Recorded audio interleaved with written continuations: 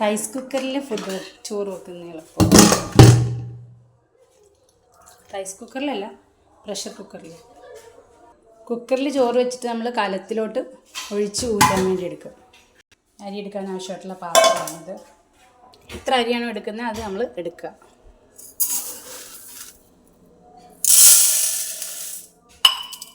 അപ്പം നമ്മൾ വേവിക്കാൻ ആവശ്യമായിട്ടുള്ള അരി എടുത്തു. ഇനി അത് ക്ലീൻ ചെയ്ത് കുക്കറിലിടാം.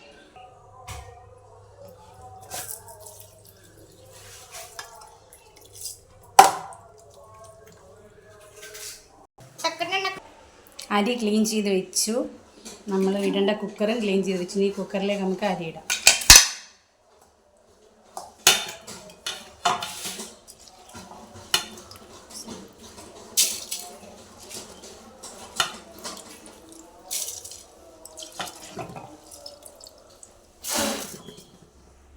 ഈ കുക്കറിലേക്ക് ഒഴിക്കാനുള്ള വെള്ളം നമുക്ക്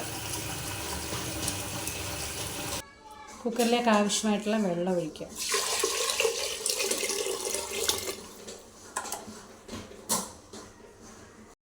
ഏകദേശം ഒരു നിറച്ച് തന്നെ ഒഴിക്കണം. ഇത്ര മതി.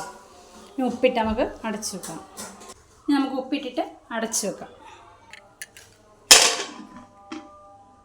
ആവശ്യമായിട്ട് വെള്ളം നിറച്ച് നമ്മൾ കുക്കർ ഗ്യാസിൽ വെച്ചു.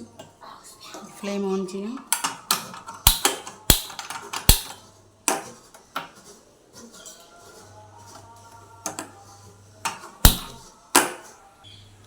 ഇതിന് കറക്റ്റ് ഒരു ഷൂള അടിക്കുന്നിടം വരെ വേവണം. ഒറ്റ ഷൂള അടിക്കുമ്പോൾ ഓഫ് ചെയ്യണം. ഏകദേശം ഒരു വിസിലടിക്കാറായി. അടിക്കുമ്പോൾ നമുക്കിത് ഫ്ലെയിം ഓഫ് ചെയ്യണം. കുക്കറിനകത്ത് ഒരു ഷൂള അടിച്ചു. നമ്മൾ ഫ്ലെയിം ഓഫ് ചെയ്യാൻ പോകുന്നു.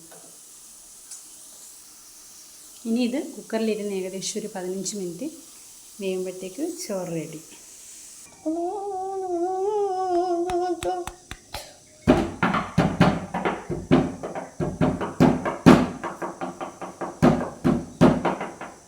ഹലോ ഗൈസ്, ഒരു വിസിലിന് ശേഷം അതിൻ്റെ പ്രഷറെല്ലാം പോയതിന് ശേഷം നമുക്ക് നമ്മുടെ ചോറ് റെഡിയായി കിട്ടിയിരിക്കുകയാണ്. ഇനി നമുക്കത് വാർക്കാം.